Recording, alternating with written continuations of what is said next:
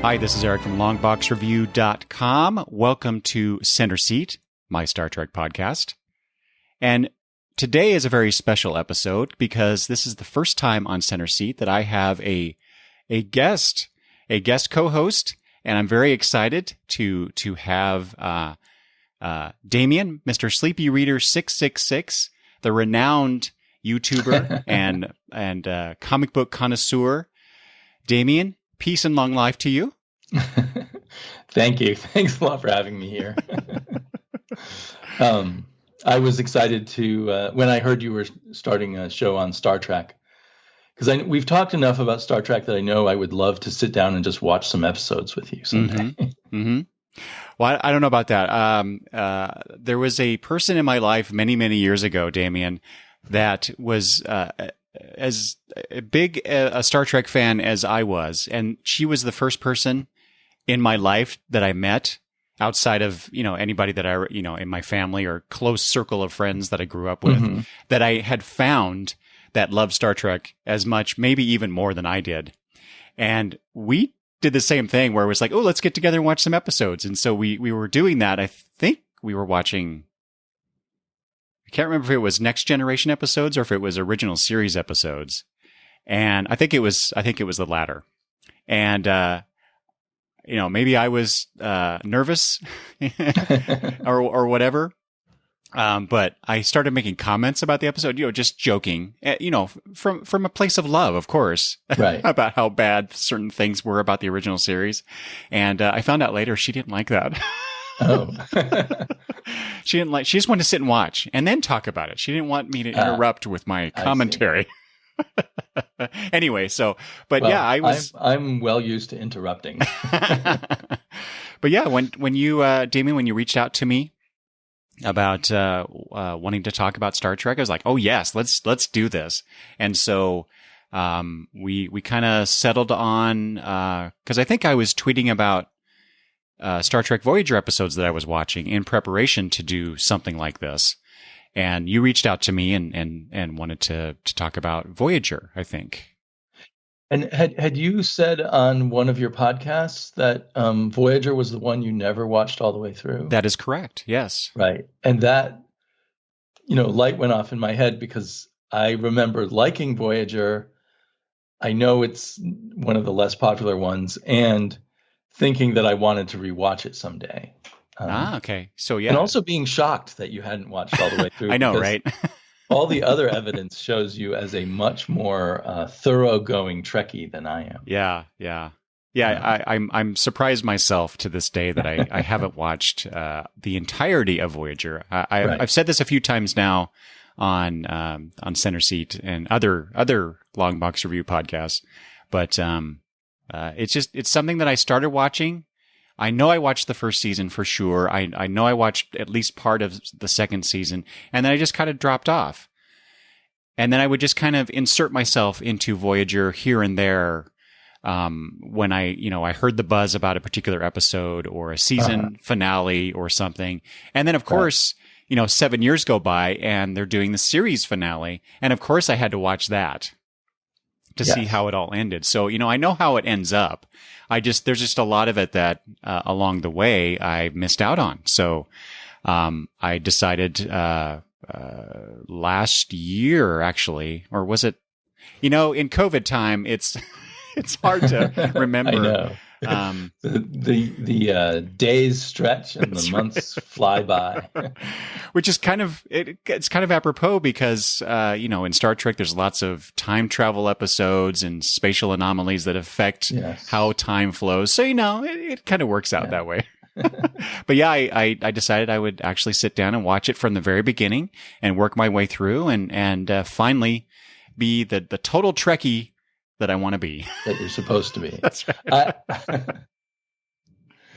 But then when I contacted you, I thought, we could pick out some of the best episodes throughout the 7 seasons. But because I was imagining myself convincing you that Voyager is actually worthwhile. So wait, you have watched all of Voyager? I did when it originally broadcast. Oh, okay. So I haven't really rewatched much of it at all. Okay. Since then. So, I'd say the first 3 Trek shows I've rewatched a lot. Mm-hmm. Is that right? I'm losing track of how many of them are. Definitely, Next Generation and the original Star Trek in particular, I've rewatched everything many, many times. Right. And all the movies. But just out of curiosity, where does Deep Space Nine fit into this for you? Deep Space Nine has some of the greatest episodes and some of the ones I don't like at all, in my memory. Because again, I haven't rewatched that recently. Okay. Deep Space Nine to me is wildly uneven. In my memory of it, there were times where I just felt fed up with it, and then other times where I thought, "Wow, this is great." And I know that I'm maybe bumping up against certain feelings of yours on Deep Space Nine. Oh yeah. But that's kind of how I feel about Voyager of the episodes I have seen. Right. Now, that's not fair. I think I'm jumping ahead a little bit to where I wanted to be at this point, Damien, but that's all right. Yeah. We can back up if you want. Yeah. Right. With Voyager, like I said, it's not fair because with Voyager, I only watched the first, season and some change, right? And some change. Yeah. And as we know, with any of the Star Treks, it takes a good couple seasons, maybe even a little bit more, for them to really hit their stride. Right. And so, I don't feel like I've given Voyager much of a fair shake here.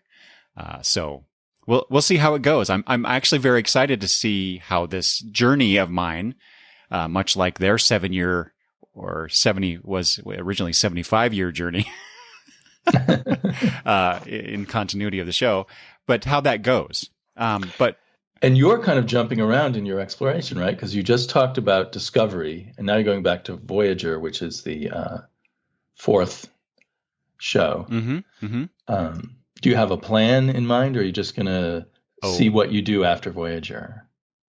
You mean, am I going to watch for the podcasts watching? Oh, no, I'm just going to jump around. I'm sure. Cause I've just so everybody that's listening knows, I've recently, within some months, recently watched all of season 1 of Voyager. And then, because I had planned to talk with Damien about this season, I have not started season 2 yet. And so, because I wanted to have all my thoughts about season 1 all, wrapped up in a nice little bow with this show. And then I'll go to season 2. And then, eventually I'm going to watch Discovery season 3. I'll have thoughts about that. There's the new show, Lower Decks, which just ended at the time that we're recording here. And all I've heard, Damien, I don't know, have you watched that show? No. Okay. All I've heard is how good it is, even though it's an animated comedy set in the Star Trek universe. So I'm very excited to watch that. Right. And the fact that I haven't watched that is part of my approach to Star Trek. What do you mean by that? I don't watch the new stuff. Oh, okay.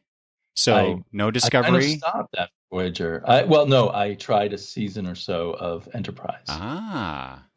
And so maybe it was unfair to Enterprise. It may have gotten much better after that first season. How about this? Let's take this opportunity, Damien, to jump back in time. Yes, let's jump back. Yeah, let's talk about your experience with Star Trek.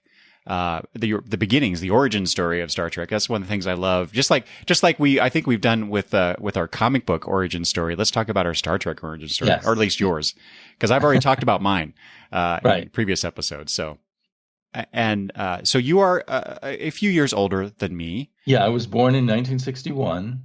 So when did Star Trek begin? 66? 66. Yeah. So you could have. Did you watch the original series as it aired? Only a half hour of it. But that's actually, I think only, memory gets fuzzy, but so it fits that it came out in 66. Do you know, now I can't remember the name of the episode where they're down in the mine and there's like this sentient mineral being that Spock does a mind meld with. The Horta. Yes. The Horta. Do you know what season that was by any chance? I should have looked that up. If I were a true tried and true blue Trekkie, I would know and I used to know the answer to these questions, Damien. I really did. I don't. To know too. I'm gonna guess it's first season. but I'm going to Right. look that up while So you're talking. the reason I ask is because it would tell me how old I was when I saw half of that episode. So it was my parents were very strict about TV usually, and I had probably a pretty early bedtime. So, but one time by chance, I got to see the first half hour of that Horta episode. And it was so intense to me. And I was either 6 or probably 5 even. I was probably 5. And it was horrible not to know what was going to happen afterwards. And so the images of, being in those mines and the colors of the show and the characters, as much as I understood them when I was 5 years old, kind of were burned into my brain. Those things that I'm often affected by those things that you only get a little bit of as a kid, and you long for more. Yeah. I mean, my comic book addiction is kind of the same. Yeah. Yeah. So go ahead.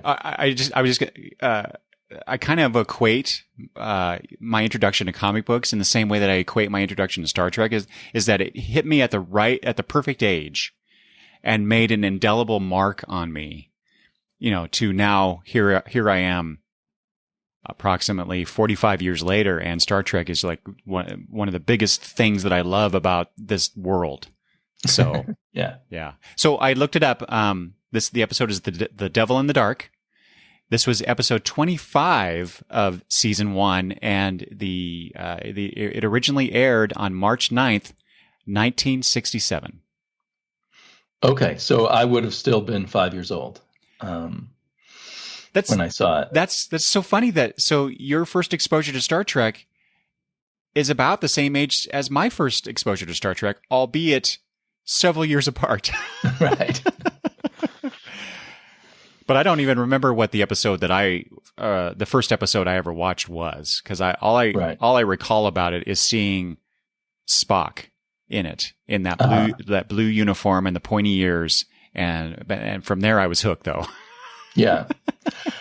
I have a feeling, but my memory's not clear beyond that I probably saw snatches of other episodes in the following seasons. But then I only really, probably a few years after it went off the air, started discovering it in full episodes when I would visit my grandmother in New York City. We lived in a rural part of Connecticut, and she had a lot more channels. So she had those channels that did the reruns. So every visit to Manhattan for me was a visit to the Federation and outer space. Oh my God, Damien! Again, another overlap, because as I've said in a previous episode, I would go visit my grandparents for certain times of the summer before I was in school full time. I had these distinct memories of going there, and that's what I would do in the afternoons, is watch Star Trek on their little 12-inch TV. Yeah. Yeah, and I could always watch more TV when I went to my grandmother's than with my parents. And so eventually it was also then rerun when I was a bit older, maybe a young teenager or even a late teenager, in our Connecticut stations also. And then I would get to battle with my dad what show we would watch and stuff, which again is something that doesn't mean anything anymore when people can go off and watch on all their own devices. But when there's only one TV and there's only one time you could watch the show. One TV with a tuner knob that really only had 12 or 13 channels. That was my introduction to television. Yeah, and usually, well, in my case, usually only 4 of those actually had a live channel. Exactly, yeah. We had, four, maybe 5, depending on your local PBS situation. Right, and we would sometimes have distant, what was it, UHF? Yes. The other distant UHF channels that we would struggle to get, turning the dial subtly, trying to get it in focus. And there were times where I was trying to watch Star Trek that way, where all the white snow was getting in the way. I had done that too. Oh my gosh, that's so funny. So my early Star Trek years are the struggle to see the show. Do you think, Damien, that struggle that you're talking about, and I remember that too, is like trying to watch these shows, especially when I figured out, there are seasons. there's an order in which these were broadcasted, and then later, there's an order in which these were filmed. Right. And just trying to, again, this it's kind of like comic book notion because of there's continuity to it, and so Right. you're trying to piece together that continuity when in syndication, depending on what channel you're watching, they would broadcast these things really out of order. So you could be watching a season 3 episode one day, and then the next day you'd be watching a season 1 episode. Exactly. And it was like, oh, Kirk looks a bit younger this time than he did yesterday, and not as thin. But maybe I'm thinking, does that struggle we had, that desire, that yearning to watch Star Trek, do you think that maybe that helped in developing this fanatic desire or I think so. I mean, you had to work for it. Like you said, just exactly. working out what the real order of the shows were. Mm-hmm. It was only, I don't know, in my 20s that I suddenly had a friend who had a book that showed you what the order of everything was and stuff. That's a whole other episode to talk about that dry period after the original series went off the air. It was in syndication before the first motion picture came out, and just trying to discover any and all content, and most of that was in printed form. Right. And so just trying to find those books and the novels, the photo books of the series, the episodes, the making of Star Trek, those behind the scenes books.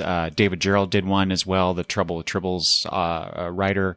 Just finding that stuff, and I would just devour all that stuff just so I could know more about Star Trek and how it was made and why it was made. And it was like being an archaeologist. Yes. Oh my God. First. Yes, that's exactly it. You dig up a little fragment here, a little fragment there. You start putting it together. Oh, that's great. I have a feeling my first inkling was the character of Mudd, because he showed up in 2 different episodes. Right.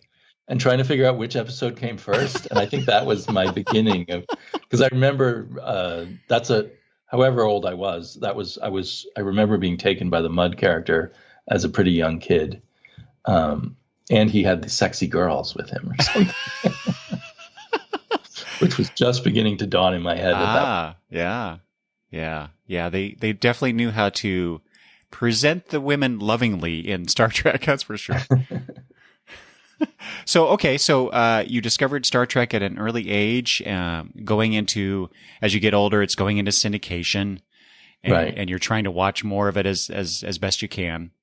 So, and then in my 20s, I had a few friends who really liked Star Trek too. So that's when I finally had other people to talk about it with, which helped. So it was only in my 20s that I had inklings about stuff.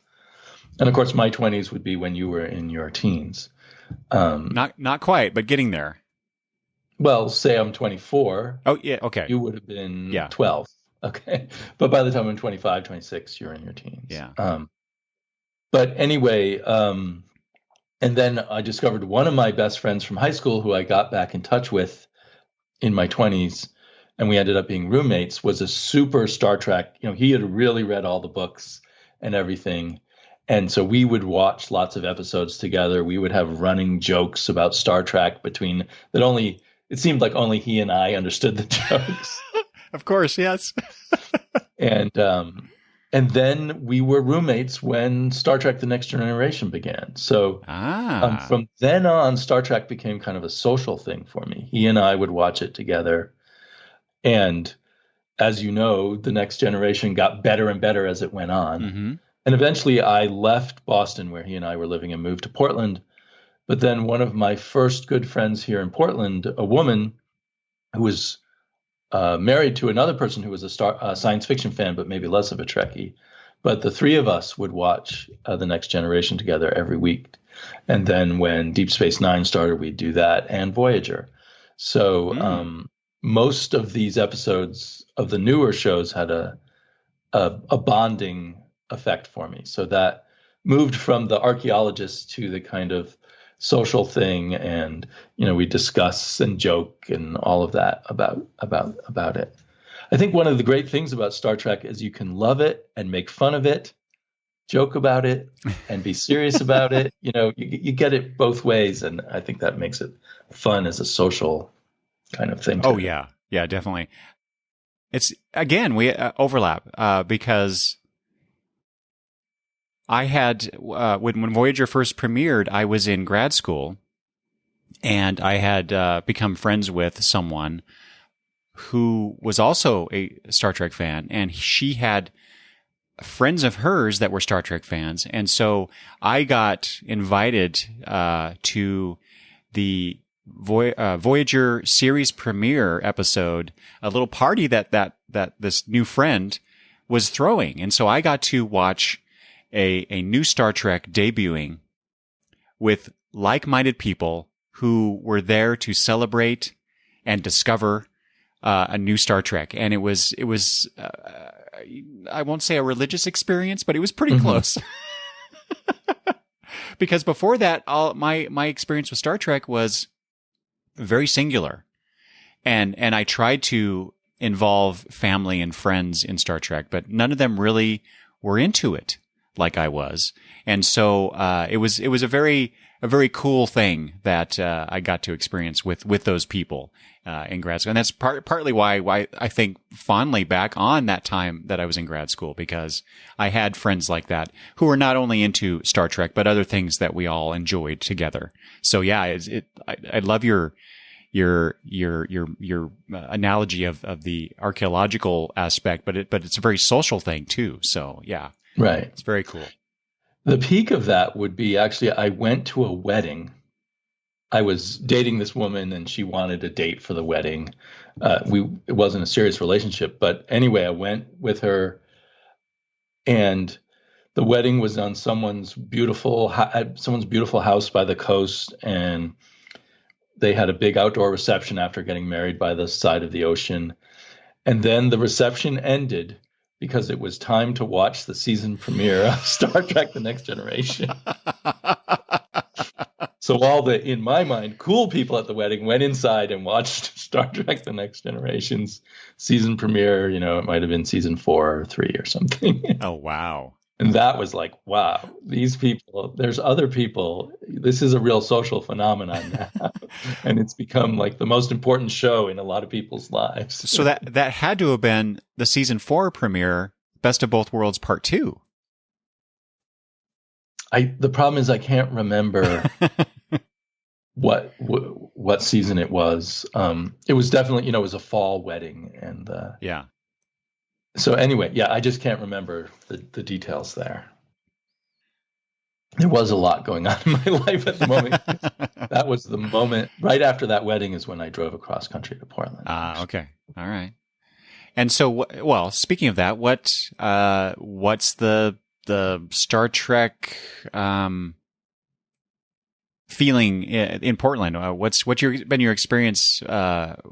Is Star Trek a thing among your friends or family that are in Portland or in the Portland area, or is it more of a it's now back to a more of a singular experience with you at the moment? Yes. Yeah. So I should say that I basically I watched the first season of Enterprise by myself, so that maybe that wasn't an effect that didn't keep me going with it. But I was a bit disgruntled by the idea of going backwards. Yeah.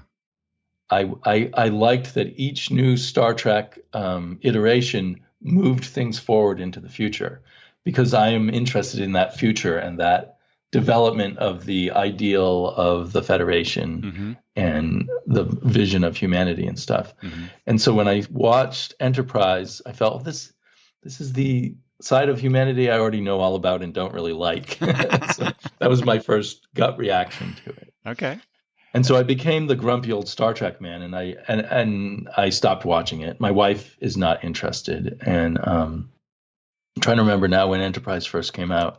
I may have also been going through a lot of career upheavals then again. So, and then I went and saw the first Star Trek reboot movie and I thought this is okay, but I still had my this is not what I want from Star Trek. I don't want to go back and refine the past or something. So I thought, yeah, this is fine, and I'll probably see the other movies someday, but I've continued to put it off, so I haven't seen any of the other of the reboot movies. Ah, okay.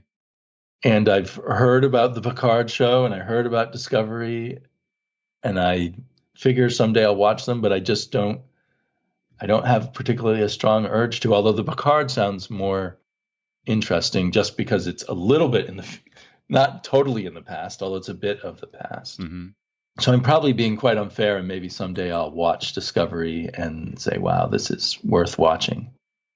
Well, you might have a good opportunity unless CBS has changed its mind about this, because I heard that they were going to broadcast season 1 of Discovery on the over the air channel.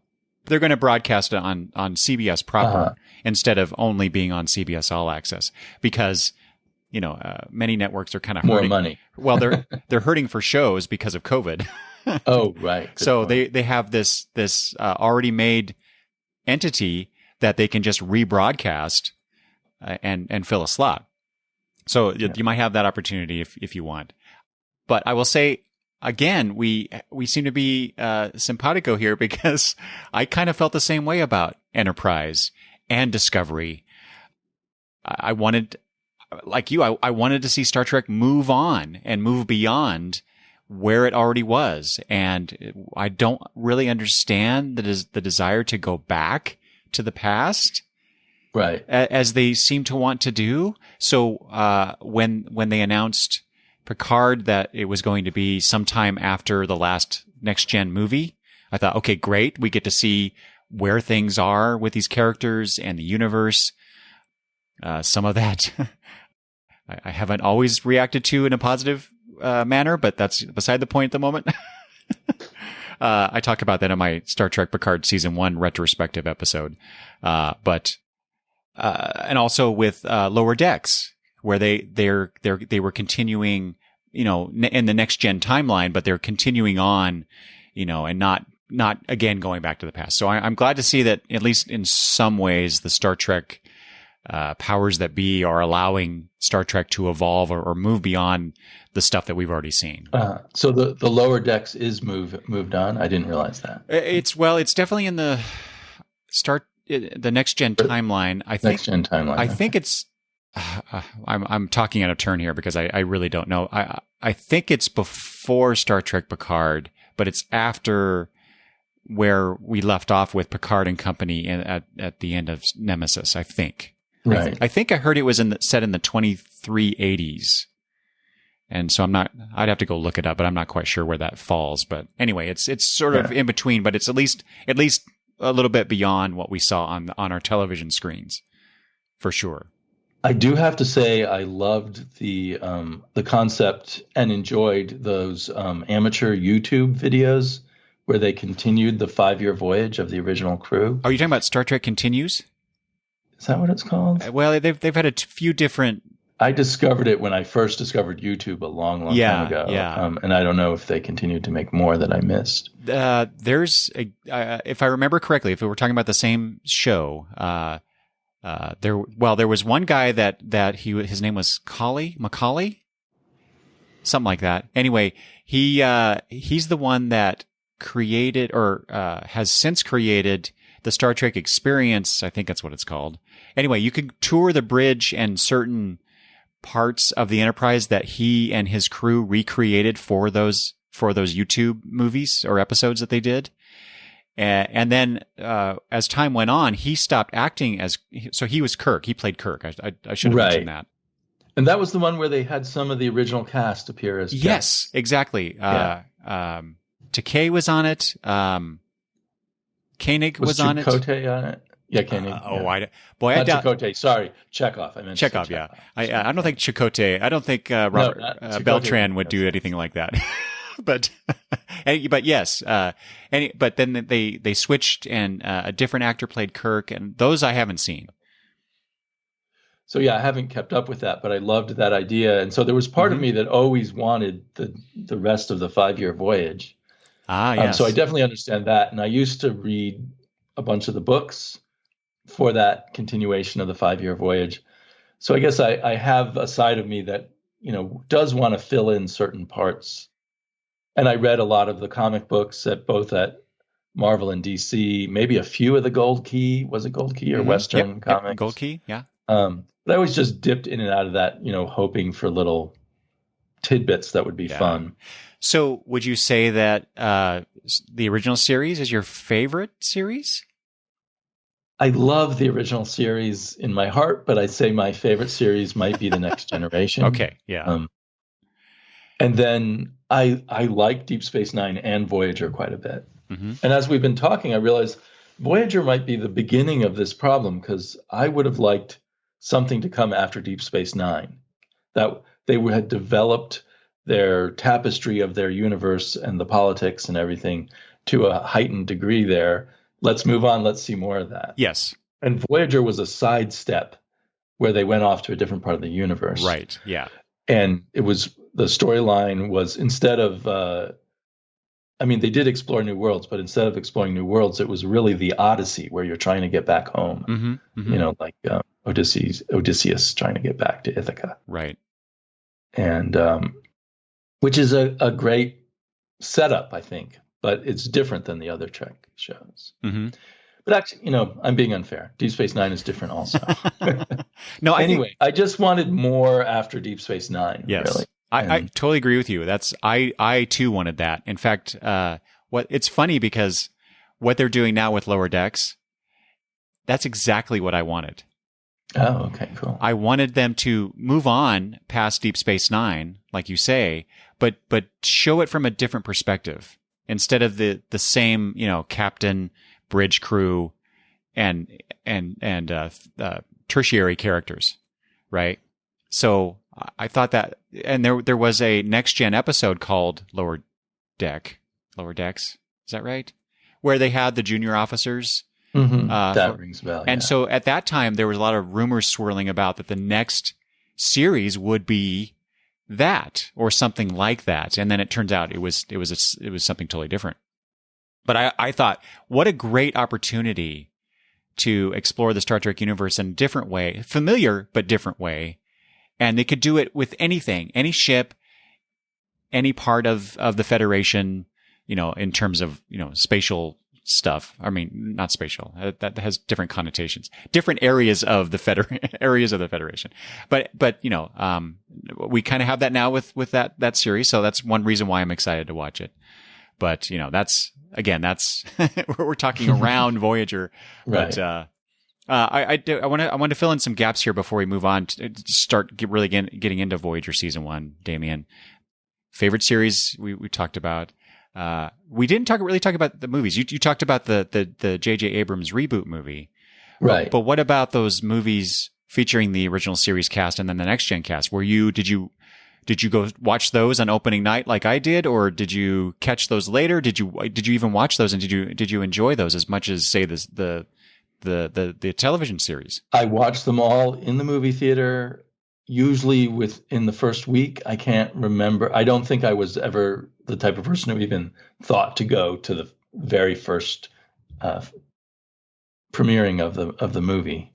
So, like, I was in college when the first movie came out, and me and a friend hitchhiked from our college campus to the movie theater.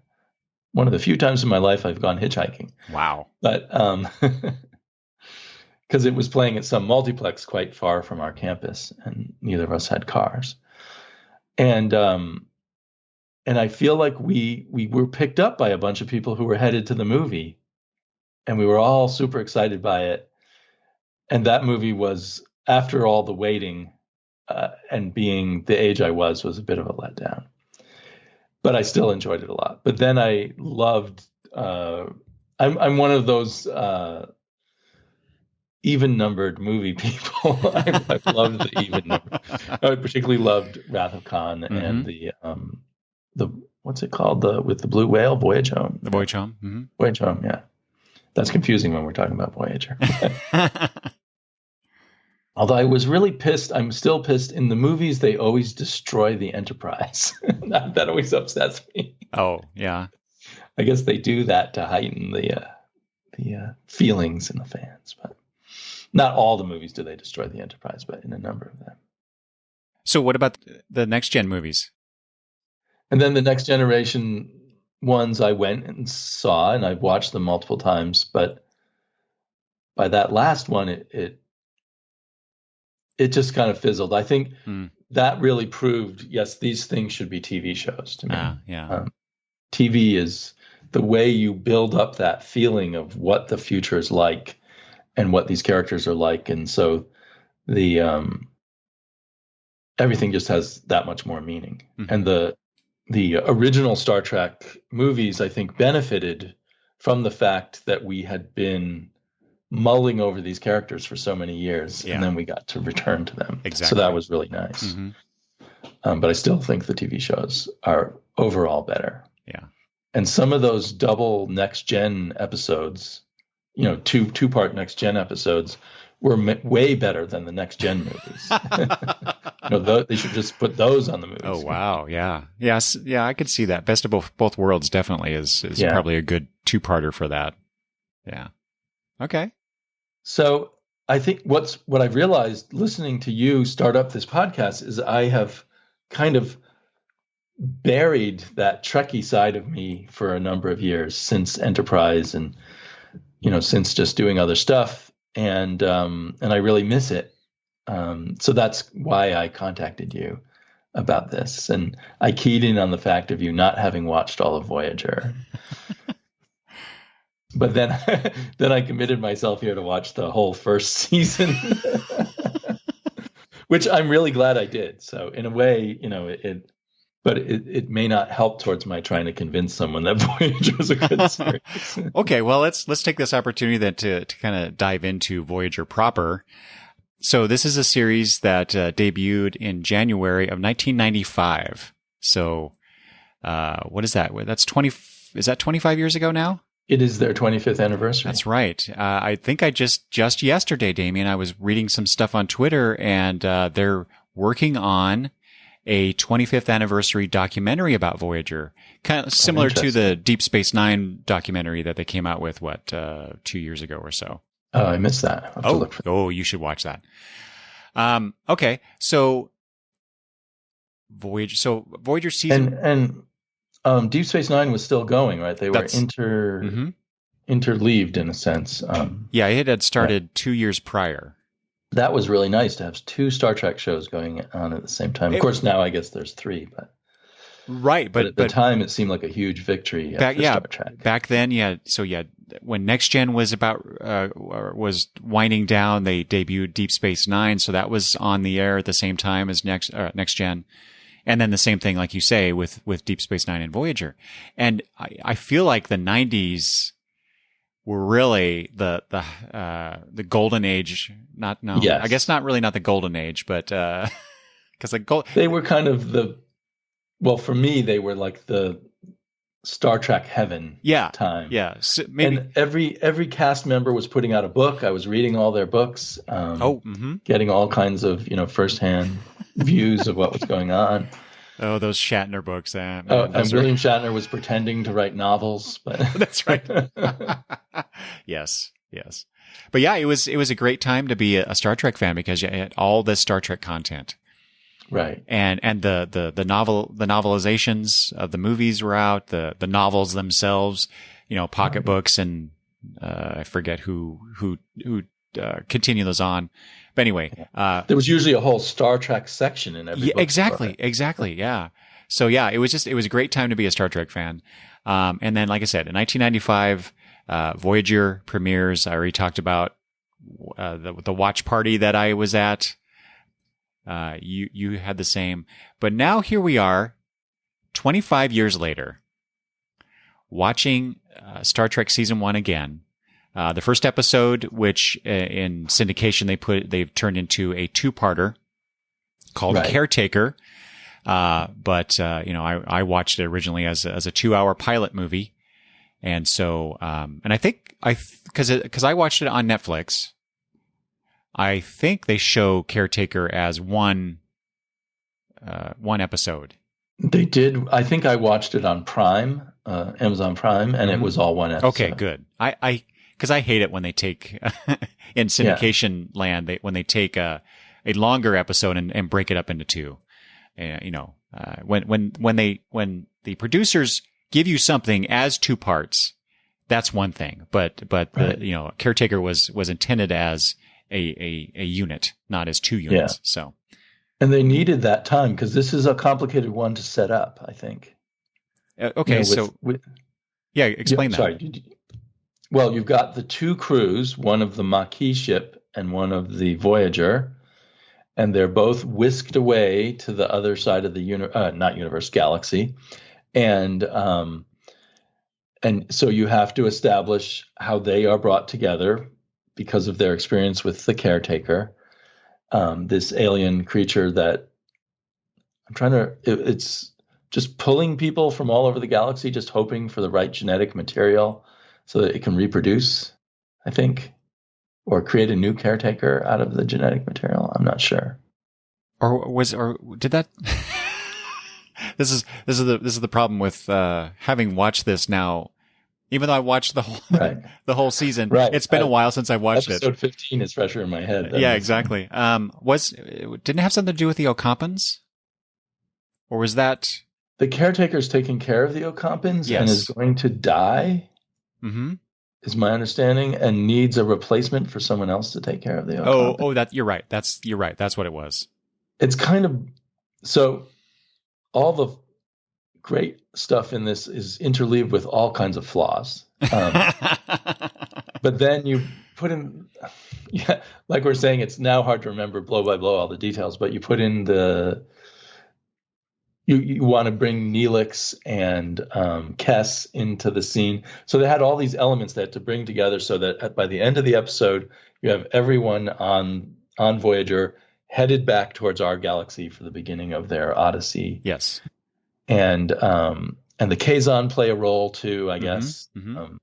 So I thought that on paper, it was very artfully done to get all those elements and put them together.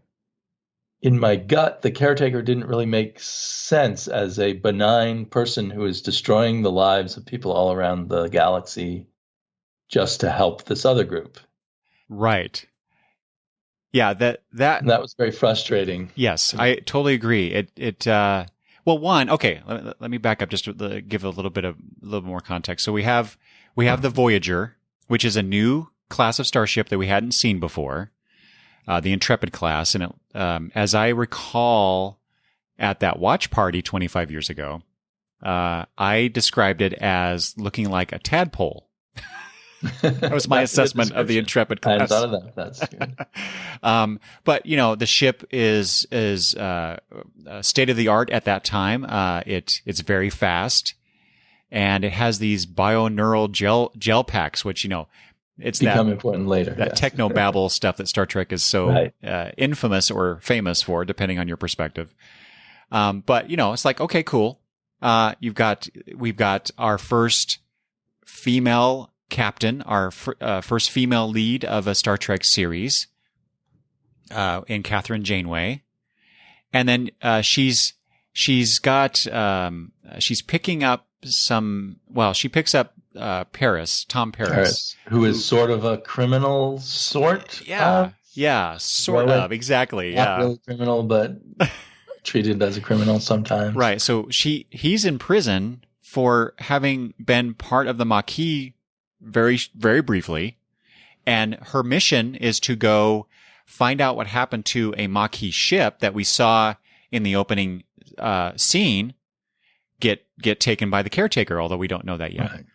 And so she's because Tom had spent some time with the Maquis. Well, maybe he knows how to get through this place called was it the Badlands or the Plasma Fields or something? Yeah. Okay. Which again is probably, my understanding of astronomy, that would be an odd thing out in space. Mm-hmm. I think plasma is what's in the sun.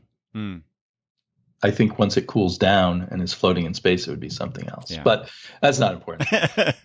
but so yeah, that's even more sort of elements that they're juggling, and the fact that she has a spy on the Maquis Exactly. ship. Yes. She's basically going to rescue her spy. Yes, which turns out to be her security officer, Lieutenant Tuvok, or Right. Lieutenant Commander Tuvok. That's a whole other thing a nitpick I have about what they call him as far as his rank, because he's Lieutenant Commander, but they always call him Lieutenant Tuvok. And I have to say, oh, sorry, go ahead. In military parlance, you don't do that. You refer to them as Commander. As far as I know, anyway. But that's again beside the point. But yeah, they're juggling a lot of stuff. The Federation has spies, right? And they are also officers on spaceships, starships, and they just go off and spy every once in a while. And they come back to their starship. Doesn't that seem weird? Disconcerting. Yes. Yeah.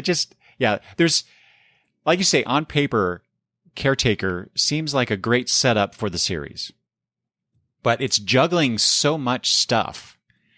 And then when you actually get them to the Delta Quadrant, where the Caretaker is, and you got that weird subplot about the genetic material, and then the Voyager crew, well, and I guess the Maquis crew too, dealing with the Caretaker and those the holographic characters that the Caretaker has created. Oh, the different versions of the Caretaker tries to communicate with you through these different holographic. Yeah, but it's this weird throwback to certain American American history. Oh, right. That folksy kind of people. Which of course we as American viewers, is very familiar to us, especially if you grew up in the 70s. Yeah. But I hadn't even thought about that particular kind of it's just illogic. It's just so much a mishmash of stuff. And then, like you say, we've got Neelix and Kes and the Ocampans and the Kazon, and dealing with them and just trying to get the band together, which is, by the end, that's what we have. We got to mesh the crews together and come up with some semblance of order in order for them to then travel the 75 light years, or wait, 70,000 light years. It'll take them 75 years traveling at top speeds to get back to the Alpha Quadrant, back to home. And so there's just a lot of stuff in this 2-hour pilot. Right. And while we're complaining, I feel like none of the characters hit the mark in this first episode. They all came off as, cold or stiff or pat, so that you didn't have any character that you immediately glommed onto and said, okay, and maybe you didn't in the first episode of Next Generation or some of the other shows, but it felt very noticeable to me in this that it was hard to find a character as your way into the show. Which, in my experience, like I said, 2 years prior, when I watched the Deep Space Nine series premiere, I had a totally different reaction, because I felt like, while again, they're juggling a lot of stuff, and that's a conceit. I think that's a Star Trek television conceit, where they just kind of throw all this stuff and all these characters at you, because starting with Next Gen, they really developed this ensemble approach with so many characters in the series. And so Deep Space Nine continued that. So did Voyager.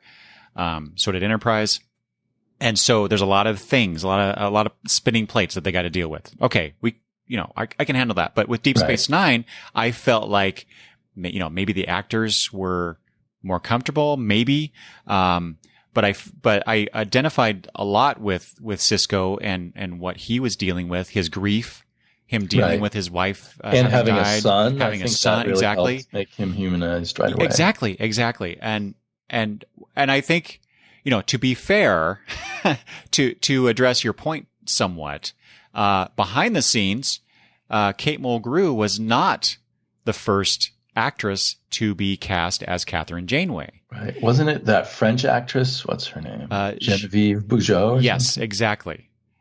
So they had to go, once that worked itself out and Bujold was no longer part of the series, they brought in Mulgrew, they reshot those scenes. And so, I can understand how, at least with the scenes with Janeway and the other actors with her, maybe things didn't quite gel as much because, they were on a schedule. They had, partly because this show, Voyager, was to be the star of the new United Paramount Network, the UPN. Oh, were they starting a new network then? Yes. I forgot about that. So, that rings a bell now. Yeah. So it had to be ready by the time it aired. And so I think maybe they just didn't have the opportunity to develop those relationships to get a better rapport with the cast. Right.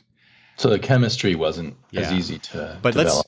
Let's put a pin in that because I want to come back to that as we get through the season to see how we feel, how things are later on. Because they've had a good 5-6 months of them working together and developing those episodes to where they ended up at the end of the season. So yes. So what? Since we're talking about characters, Damien, even though you felt like things were not working quite right, who did you kind of glom onto or identify with as who's kind of your favorite character or characters out of this first episode? I think Paris was my favorite character at the beginning. Interesting. Me too. And I guess jumping ahead, but I feel like maybe he wasn't always written the right way. He was not written consistently over the season that we watched. I would agree with that. But he started off as the most interesting character, and I felt like they wanted me to like Ensign Kim. Yes. And he just didn't. Nothing horrible about his performance or anything, but just didn't quite click. Something was not gelling there. Well, I think he was kind of the stand-in for us, right? Because he's the new guy. He's the new guy, and he doesn't quite understand everything. And he's the one that they explain things to, i.e., us. Exactly. Right? Yes. So I kind of like him, even though he's a little too earnest at times. Well, you can see the problem because they had so many things to bring together. Yeah. Like if you really want us to like Ensign Kim as our center, you need to have him in the early scenes of the show. But we start in the Maquis ship, and then we switch over to Janeway in Paris, I think might have been the next scene. And it takes a while before Kim shows up. Mm-hmm. But yeah, they really had a lot to juggle. So I both liked it. I appreciated how they managed to bring it all together. Mm-hmm. And I felt like just all those elements they were bringing together were not as fully brought to life as they should have been. Right. And one character stands out to me as never coming to life for me, which is Neelix. Ah. He's my Jar Jar Binks. Oh my gosh. See, I there are times I found Neelix annoying. But I kind of like that aspect of him because there's always that one guy in the office that he's annoying at times, but he means well. Right. and that's Neelix, right? Yeah. But that is part of the problem is that they bring all these characters together, and especially with Neelix and Kes, they're trying to figure out what to do with them. Yeah. And Neelix is... At first, he's kind of like, well, I know this area of space. I'll be your ambassador. And then they turn him into, over the course of the season, he decides he's going to be the ship's morale officer. And then he's also the cook. Right. And so, wow, that's a lot of hats to juggle for one character. and Kes, they're, doing sort of the same thing, not quite to that degree. Paris, they even do a little bit of this, because... Right. Yeah. He's supposed to be a medic for a while. Yes, he's supposed to be like the best pilot, which is one reason one of the main reasons why Janeway recruited him. He's the best pilot, and he's also briefly a Maquis guy. But then they make him basically a nurse for the doctor, and so just things are not gelling in that way. They're trying to figure out people's places and all that. Okay, fine, that's all fine. But since I just mentioned the doctor, I wanted to get your reaction to Robert Picardo's character? I thought the Doctor was a great character, Mm-hmm. and I had hung a lot of hopes on him early. I remember, I flash back to my early watching of it, and hung a lot of hopes on him becoming a really cool character. I don't know if that ever totally happened, but there were some interesting twists and turns he made even in this first season that I enjoyed. Well, that was the thing that really stood out to me for this season was how quickly the Doctor became, for me anyway, one of the most important and interesting characters on the show, and also how quickly they started to develop the relationships surrounding the Doctor.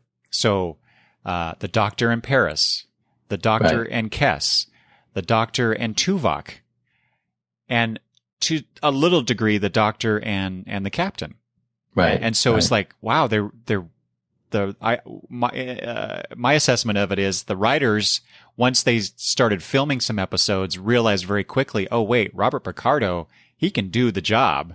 And they Yes. started bouncing other things off of him to see how things developed instead of, which I thought was very strange, instead of doing it with the Captain. Yeah.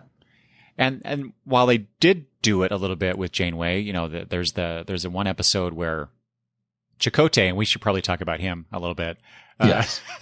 Chakotay introduces Janeway to the spirit animal and I forget exactly what he called it, but that meditative thing that he did, Mm-hmm. and she sees her spirit animal in that one episode, and really the only relationship that I found that I liked during that course of that first season between the Captain and somebody else was the Captain and Torres.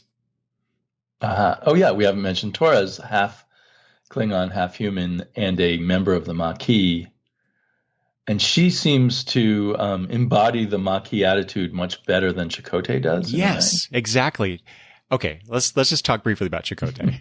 Because as you mentioned, they open the show with him. He is basically the first face of the show. Right. We he's see. like, at first you would think he's the Captain Kirk of this show. Exactly.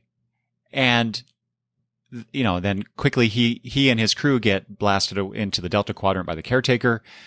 Once the two crews get together, it's captain versus captain, or, captain with captain type of situation. And then when they decide to integrate the crews, he becomes the first officer. And there was one scene between Janeway and Chakotay where, I wrote this in my notes, she said she wanted to work with Chakotay, get their crews working together. But once he arrived on the bridge as first officer or as a co-captain in that particular moment, it was Janeway who came up with a plan of whatever it was they were going to do. I forget the particular plot at that moment. But so Chakotay contributed nothing to it except as the liaison between Janeway as the Federation representative and him as the Maquis representative. Right. But the fact that they make this at the very beginning of this episode and the series being about two crews coming together, and two crews that are diametrically opposed politically and in many ways philosophically, that gets tossed aside about halfway through when they come together to solve the issue of the caretaker and then getting home. Right. And Chakotay becomes to me, over the course of the season, he didn't really have anything to do. And which I found very strange. Even Riker had memorable episodes in Next Gen. Right.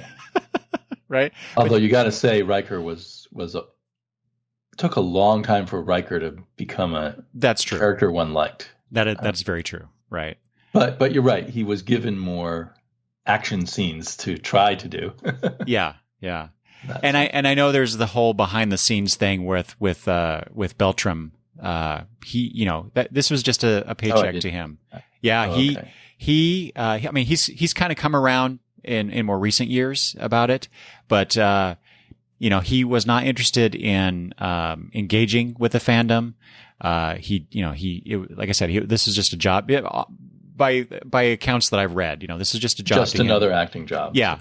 Yeah. And so, maybe there wasn't much there from the actor for the writers and producers to develop from. Maybe. And that was what I feel like he had a really good presence. I like his delivery of his lines and everything, but he does seem to be, in this season at least, used mostly as a foil or someone for the captain to talk to, because you can't just have her talk by herself. Exactly. Yeah. Yeah. Although so he does have a few moments that, well, I'm thinking of the last episode in this season. There was a moment he has which kind of jarred me a bit. Are you talking about when he punches one of his former Maquis compatriots? Former Maquis guys, as a way to prove that you ought to do things the Federation way. And see, I have huge problems with the last episode. Okay, well, maybe we'll talk about that. I don't know. We'll get with the way time's going. I don't think we'll get many episodes. Well, but let me make this point, and then I'll move on. That scene that you're talking about, I actually have that in my notes, Damien. That is probably one of the more interesting times that Chakotay is shown. Right. Otherwise, he's to me, he's just kind of a cipher on the show. He could have been anybody that Janeway was talking to, but okay. He kind of acts as, in the second episode, he acts as Torres's kind of advocate. Mm-hmm. And but after that, he stops advocating for the Maquis way in any way throughout. Okay. He just becomes a lapdog to the Federation. And that symbolizes the lost opportunity of this whole season, which should have way more been about how you integrate these completely diametric groups. Exactly. Thank you. And they just the second episode they did a little bit about that, and then episode 15 they thought, oh, maybe we should address this again, and then they did a really, in my opinion, bad approach to how to do that. Oh my God, we are so in sync with this season of Voyager. It's exactly what I was thinking. Before we move on out of Caretaker, that I thought that was the most interesting potential aspect of the show, was having these two crews working together to get home. And as you said in the second episode, they talk about it a little bit, and then it's almost completely brushed over or ignored, I should say, until that final episode of the season. And like you say, it was just like, again, another wasted opportunity to explore that and develop something interesting and different about Star Trek that we have not seen before. And they just chose to not do it. I don't understand that. Yeah, I don't either. Maybe it was... Here's another thing that I noticed, backing up and looking at the whole thing. It seemed like they really wanted to do the technobabble stuff. Oh boy. And they really wanted to show we can do science fiction, and we're going to be really hard-edged in our pretend hard science fiction. And it feels like they got wrapped up in that so much they lost sight of a lot of other things. Yeah, well, characterization being the primary one, I would say. But well, okay. Let me ask you this, and then we'll start wrapping this up. Would you recommend Caretaker as a good episode for someone who is maybe a passing fan of Star Trek, or not even, they kind of know Star Trek. Maybe they've seen the Abrams movies, and they want to know more. They're interested in Star Trek, so. One is Caretaker a good intro point to Voyager or an intro point to Star Trek? Would you recommend this episode, this season, to anyone new to Star Trek? I would like to continue rewatching and figure out what season to recommend. But I do think there's some episodes here that I'd recommend. Okay. But I wonder if it might help to watch Caretaker.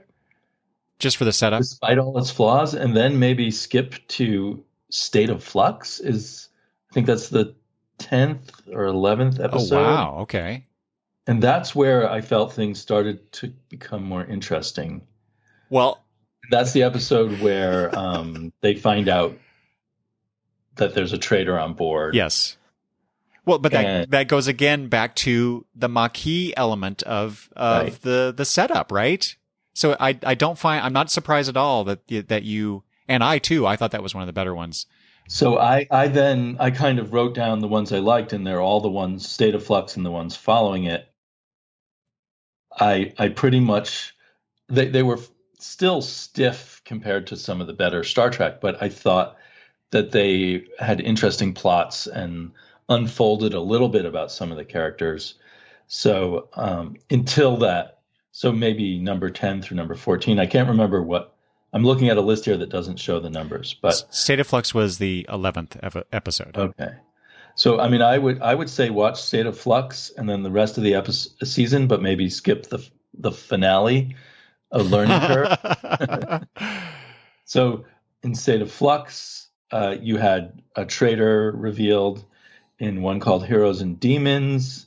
You have this cool, what do you call it, holodeck adventure that I thought gave the Doctor a really fun role. And I love and involved the Beowulf myth, which is something that I always find fun. Oh, see, Damien, that was one of my least favorite episodes. Like you say, the concept is really interesting, and any show that touches on Beowulf, I gotta be interested in it, right? But oh my gosh, that was just, I felt like it was just so flat to me. Really? Okay. Yeah, I maybe to me, in comparison to the flatness of the whole season, I thought it was fun to just be in the world of Beowulf, and then I thought it was fun giving the Doctor a real role to play hero. Yeah, that's true. Yeah. And his romance with the holodeck female Beowulf character. that's the part of it where I was like, boy, this is really bad. I guess to me, it was in that bad it's good kind of thing. Oh, okay. Like Kirk's romances with women in silver foil costumes. All right. But anyway, we can definitely, I can see your point. And then following that was Cathexis. Mm-hmm. This is the one where Chakotay is brain dead. That, where Chakotay is brain dead, and there's basically two invisible brain creatures on board the ship, and eventually one of them turns out to be Chakotay. Mm-hmm. And I just thought that was a clever twist on some Star Trek things we've seen before. And that whole thing that goes back to, the movie The Thing, or the original story, Who Goes There? I have that in my notes too. Where you don't know who's the bad guy at any given time. And I thought they handled that trope very well. Yeah, I'll agree with that. The next one was where B'Elanna Torres gets split into her two constituent parts. Mm-hmm. Klingon and human. Klingon and human. I thought, and I hate these Vidians. Or I hate their handling of the Vidians. Oh, really? Okay. Well, let's come back to that. Go ahead. Okay. But anyway, that was a fascinating kind of character study, and there was a bit of action, which sometimes I think Voyager in this season is lacking. I mean, there was too many fistfights, I suppose, in the original Star Trek, but sometimes you need a good fight, and so the Klingon side of B'Elanna helped us there. Mm-hmm. I did not like how they resolved it with her Klingon half being killed, and then they redo her genetic structure so she's still Klingon. Yeah, I thought that was odd, but overall, I thought that was a worthwhile episode. And then the episode where Neelix, even though I don't like Neelix, has to face the creator of this weapon that wiped out 500,000 of his people. So kind of a story about science and war and the uses of science and guilt. And so that touched me a bit. Yeah. So those are my top episodes. So if I had to recommend to someone, force your way through the pilot and then pick and choose. And maybe you'll have some other favorite episodes that you recommend. But I might, as we watch more seasons, recommend just starting on a different season. Yeah. Okay. So I'm going to jump back. Since you mentioned the Vidians. Yes. I would recommend Okay, well, even let me jump back just a little bit further. We've already mentioned the Kazon, and they were kind of presented as the kind of like the big bad alien Right. race. Like the Romulans or something were once upon a time. Right. Or I kind of equate them more with how the Ferengi were introduced in the next gen. And then they quickly realized, oh, this is not working. Oh, yeah. Right? Okay, I see what you mean. Yeah. In terms of Ferengi not being a big bad. Yeah. And so when you get to the episode Phage, which is episode 5, this is the introduction of the Vidians. And I kind of like the techno babble tech side, the scientific part of this episode, because the Vidians steal Neelix's lungs. Right. And the doctor has to come up with a holographic remedy, or at least something to keep Neelix alive. And I thought that was kind of clever. You know, yes. Like you mentioned, I think even though they relied too heavily on some of these scientific tropes, let me rephrase that. Star Trek scientific tropes, like time travel and spatial anomalies and stuff like that. Right. I thought that they did them in slightly different ways, more interesting ways, perhaps, and so I kind of can forgive them. But when we get to Phage and that, the holographic lungs and the morality of another race stealing organs from other races, and how Janeway addresses that with the Vidians, and basically, this is I think with Phage and how she reacts to the situation and threatens them. You do this again, I will destroy you, essentially, is what she says. Right. And I felt that, coming from Mulgrew and Janeway, the way that anger, that barely contained anger that she has towards the situation and towards those specific Vidians, right? And then you jump to that episode that you mentioned. Faces, I think it's called. Yeah. Yeah. Faces or Phage? No, Faces, you're right. Faces is Phage the is the one second episode yes. with the Vidians, where a scientist of the Vidians splits her in half. Exactly. So we get that. Again, more, scientific, the clone or the genetic splitting of personalities, even though, this is essentially, what was that original series episode where Kirk is torn into two personalities through a transporter accident, right? Right. Yeah. But okay, whatever. The Vidians in Faces seems to me to be like this is the more interesting adversarial alien race in the Voyager arena. But then unfortunately, we don't get a continuation of that, the retribution that Janeway threatens. Yes. Right? And so it just kind of is. And so that, again, I think that pretty well sums up my overall reaction to Voyager season 1, is like some interesting things are happening. There's some interesting character moments, but then it just doesn't go anywhere. Yeah. Lack of follow through on great ideas. Exactly. And if you look at that mini Vidian arc with the 2 episodes, not only does she not do any kind of retribution, but they don't even try to free the other Vidian slaves. That's right. They only free their own members. And maybe you could argue the Prime Directive, but these are spacefaring people who are clearly evil and are going to continue to do these awful things. Why not, as you pass by, at least free the others? One of them was of Neelix's race. Oh, that's right. And the other thing is that they kill the quote evil Vidian scientist who has just discovered a cure for the phage. And that's just totally dropped. Like, Klingons are immune to the phage, and their genetic material could somehow save the day.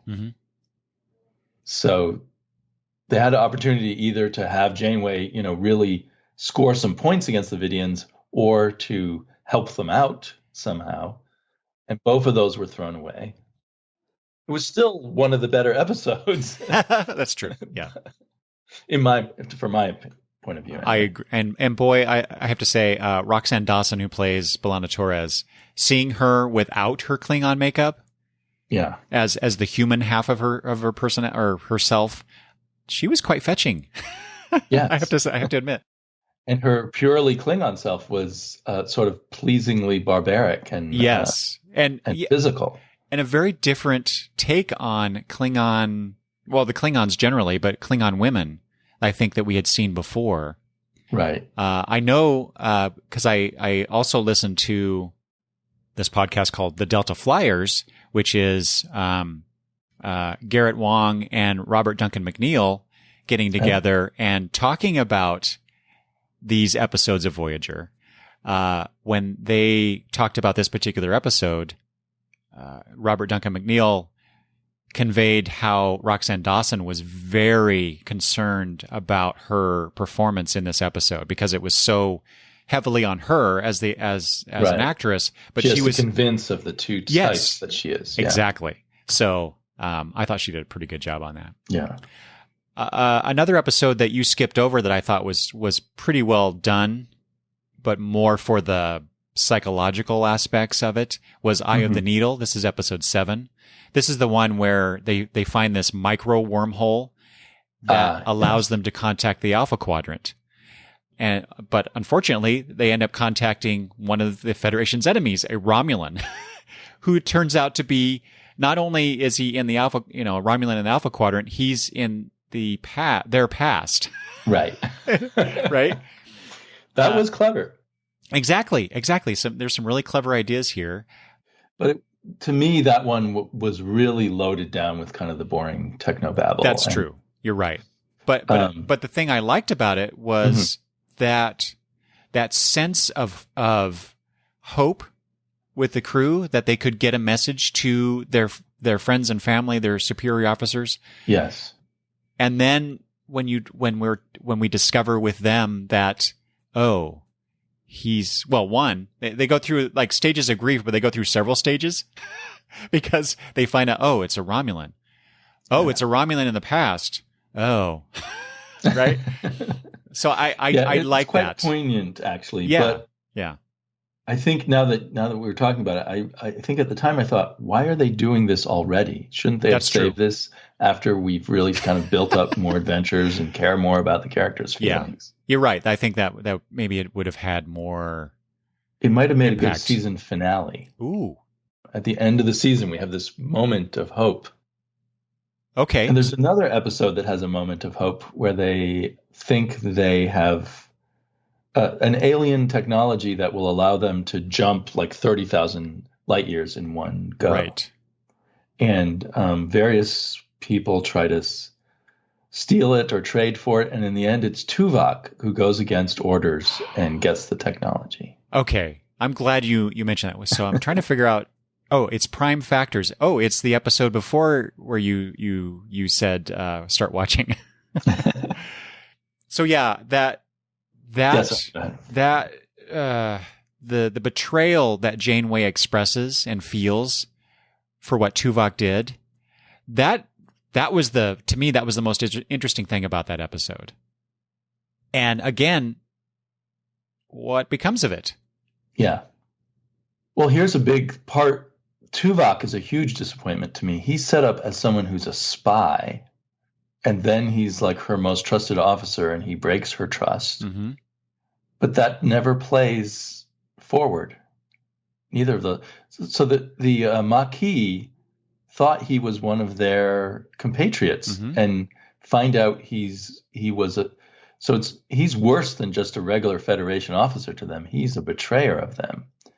But they never play that up or use that aspect. And then he also betrays the captain, but he's still her most trusted officer, going to my least favorite episode at the end where she trusts him to retrain the Maquis people who they're having trouble with. And he does a horrible job of it. But then we're supposed to believe he's learned his lesson and they've learned their lesson at the end. And I was unconvinced of either aspect. Yeah. It's a little too pat, a little too... Right. It didn't take the material or the situation or the characters seriously. Right. Let's just have a Tuvok be your tough sergeant who's training you at boot camp and ignore all the real things going on this ship. Yeah. But it's a terrible choice by the captain to choose the person who they view as their biggest traitor to then be their tough drill master. Don't you think this was my revision of this episode is put Tom Paris in that role? Right. So he has some association, mm-hmm. And he's a bit more understanding than Tuvok, being the emotionalist Vulcan, right? Just a lot of wasted opportunities here for some interesting things. But okay, so that aside, you just said something earlier. What episode would you?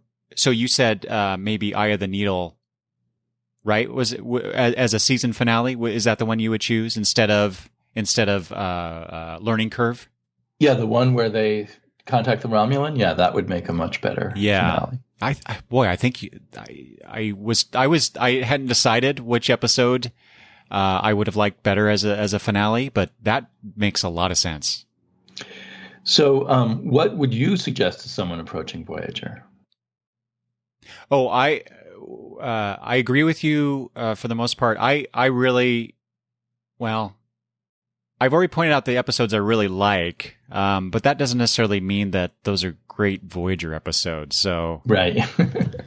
I don't know. I'll agree with you. I think there's a lot of interesting episodes from the character standpoint. You know, we get the one with Harry Kim, where he's on this alien world, and the kind of religious thing. Where they transport the dead to this place. Anyway, and so he has to deal with that, but then there's the Prime Directive aspect of it, where he's trying not to interfere with them, but he can't help himself to help the one guy. Hatil, I think, is the character's name. Other characters you already mentioned the Doctor episode, where you get the character focused episodes. Mm-hmm. So I guess it depends on how you like to view Star Trek, or how you would like to view a new series. Is it to become more familiar with the characters, or is it about in Star Trek's case, the technology or the scientific aspects of it? I don't know. That's a very good question. I don't know that I have a good answer here, because I'm thinking of too many things. Yeah, I would say, for me, those episodes I mentioned, I guess 10 through 14, were enough to give me hope for Voyager. Mm-hmm. If those episodes, if I watched all the other episodes, I might say, okay, this is just too dry and boring, and not committed to its material enough. Mm-hmm. But with those episodes that I did like, gave me a sense of hope and do make me want to immediately plunge on to the next season and see if they can flesh that out more. I would agree with you generally, although I would probably add just a few more episodes that we've already talked about. Prior to that.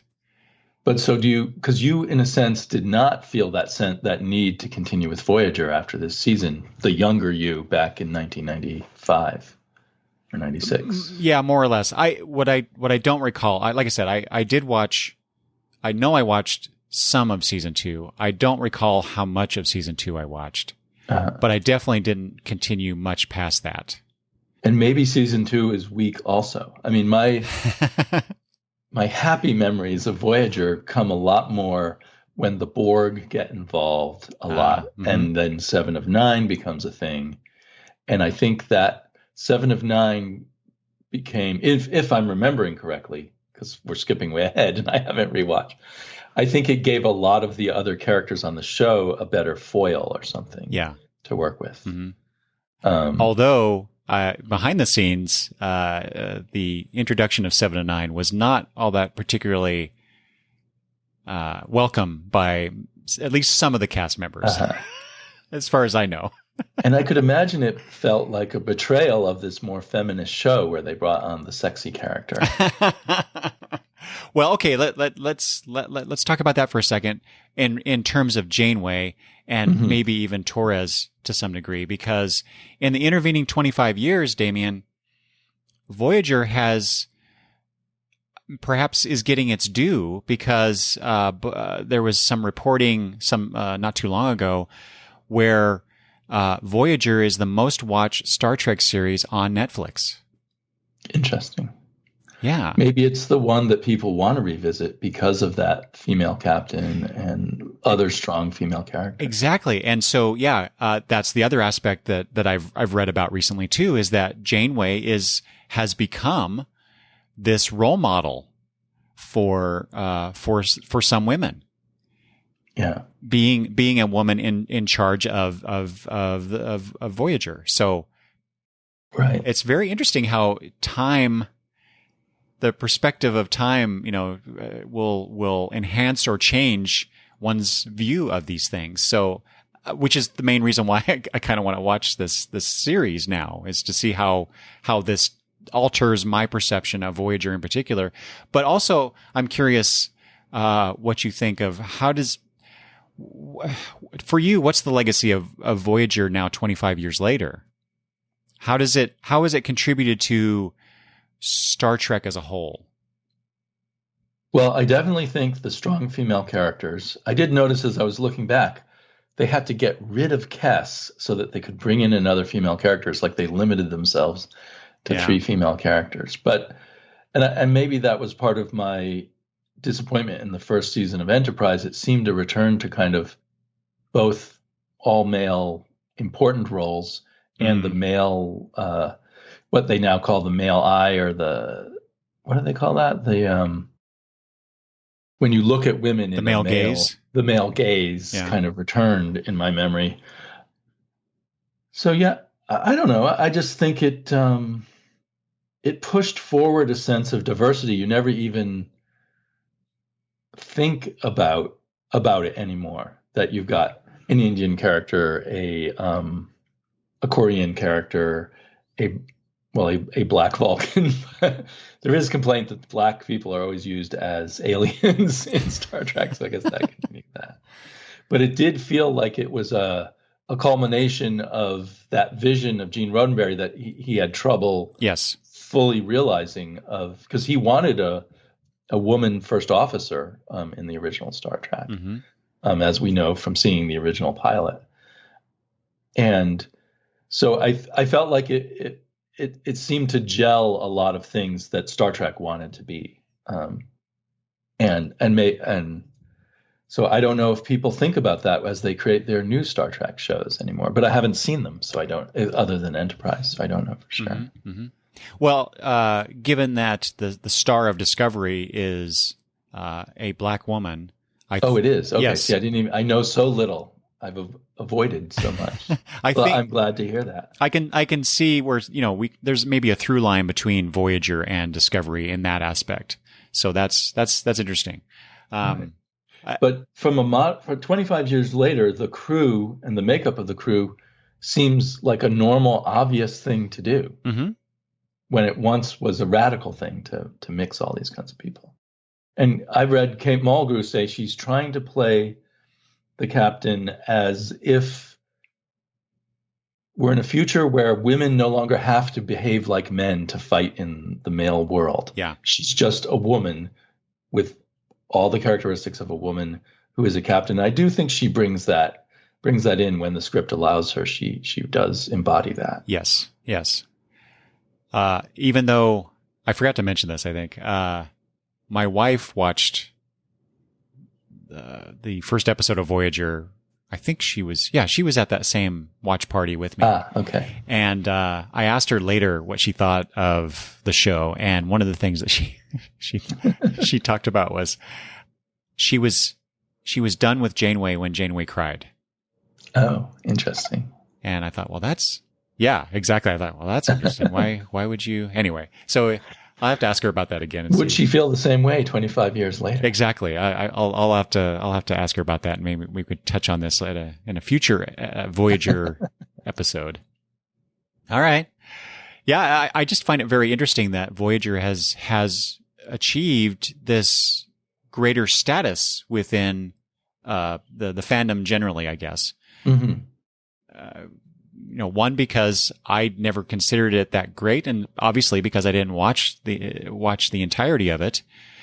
And two, it just never has, from my perspective, and again, maybe because I haven't watched it all, it just never rose to the challenge. And I think if you go just by season 1, and we've talked about some of its failings here, it just never quite gets to a satisfying level.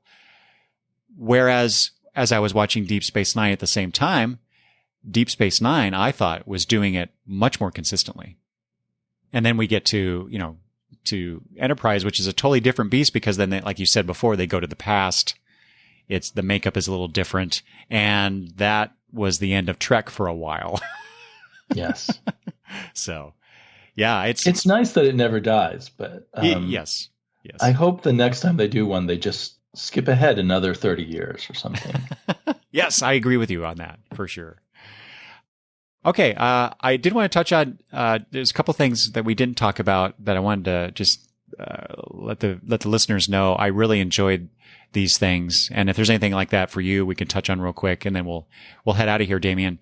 There were 2 characters in this season that we saw a few times throughout several episodes. One was Seska. Mm-hmm. And she turns out to be, spoilers. She turns out to be the spy in that Voyager discovers, or the crew of the Voyager discovers. She is one of the members of the Maquis. We see her in a few episodes, like I said. And not only is she a spy and convorting with the Kazon, right? She also turns out to be. Wait, or do we see this in this season, or am I jumping ahead? Cardassian spy. Okay, she's actually genetically altered to look. Yes. Like okay. Thank you, Bajoran. So, I mean, a lot of layers to that character. Yes. And I know that she plays a much more important role, I think, in the second season. I remember she returns at least once or twice. Yeah. And I think that actress does a very good job. And also, she has a semi-romantic relationship with Chakotay. Right. And that makes Chakotay more interesting. Exactly. Right. But they quickly drop that. I mean, they touch on it, but it's never followed up on.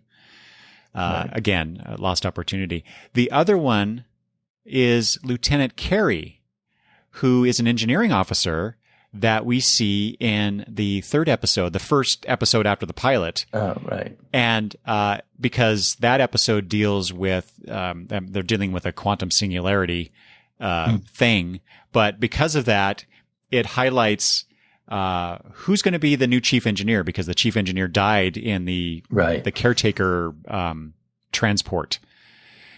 I think. And so Lieutenant Carey is the next in command in engineering, and he's a Starfleet officer, so it makes sense he would be promoted. But you mentioned before, Chakotay is advocating Torres to be chief engineer to the captain. And ultimately, she does choose Torres because Torres thinks on her feet. She thinks outside the box, and she's obviously the right choice. Because of those aspects.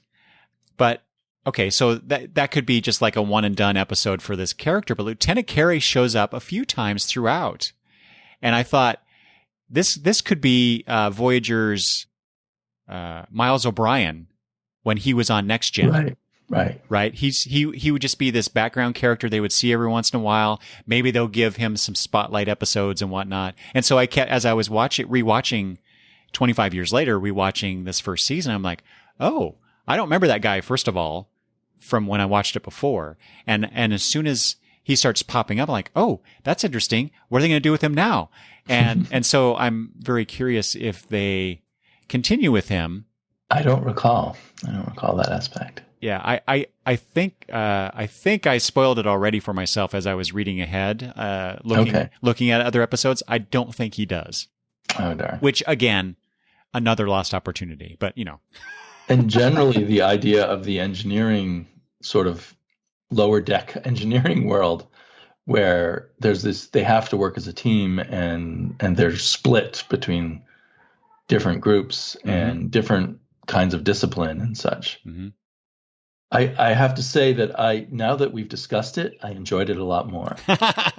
A lot of the fun of Star Trek is being able to chat about it. Exactly. I feel the same way. It's like, well, there's some episodes, but talking with you, it's like, oh yeah, I kind of poo-pooed some of those episodes. It's like, well, but you found some enjoyment in it. And it's like, oh, I guess I hadn't really thought of it that way. So yeah, this is wonderful. I really appreciate you, Damien, coming on here and talking about the first season of Voyager with me. So thank you very much. It was wonderful. And we planned this to be an hour episode, and we're already an hour and a half, a little bit and some change. So I think it's time that we left this quadrant, as it were. Oh boy, I'm really bad at this. So, Damien, why don't you tell the listeners where they might find more of you talking about comic books and other related things? Yes, if you're interested in comic books, I have a YouTube channel called Sleepy Reader 666, and I, pretty much on a weekly basis, put out 1 or 2 videos where I talk about comics I've read or comics I'm currently collecting. And then I also have a podcast, which I do with a partner, Matt, called Never Stay Dead, referencing the fact that superheroes always come back to life, or anybody in comic books seems to come back to life eventually. Very true. And what we do there is we focus on a given comic book story, a graphic novel or a series of issues, and we try to take a deep dive on what our thoughts were. And we're discovering, because we're different ages, that kind of the different perspective of us as readers seems to make those discussions interesting. And I would totally agree with that. I love the Never Stay Dead episodes for sure. Just for that very reason that you just stated. And plus, you guys talk about some interesting things that mostly a lot of things I haven't read, and so it makes me want to go read those things. Yeah. So, and we tend to spoil them, so you might want to pick and choose what you listen to of our episodes. I so want to be on one of your episodes, Damien. Okay. We'd love to have you on. We're just very, what's the word? We're very unorganized. Yeah. No. I certainly don't mean to invite myself onto your show, but no. We've talked many times about having you on, and we just never got our act together. All right. Well, I appreciate that. All right. Everybody should go subscribe to Damien's channel, subscribe to Never Stay Dead, and make sure that you let them know what you think of their episodes and Damien's YouTube channels. And is there another, you're on, I forget, did you mention this already? Are you? I'm also on Twitter at SleepyReader666. That's right. And that's kind of my main social media. I don't really deal with Facebook or Instagram. Good. But I love chatting with people on Twitter about geeky things. Yes. So make sure after you listen to this episode, go chat up Damien and show him some love by subscribing, as I said. If you would like to send me feedback about this episode and what your thoughts on Star Trek Voyager Season 1 or any aspect of Star Trek that we have discussed today, please do so. You can email me at longboxreview@gmail.com. I'm also on Twitter at longboxreview, and you can also visit longboxreview.com and leave comments where this episode will be posted. This is awesome. I think I would like to discuss more Star Trek with you, either on your podcast or on my channel. It doesn't matter. All right. Let's talk some more. We'll do it. Live long and prosper, my friend. Thanks for listening, everybody. I'll talk to you soon. Bye-bye.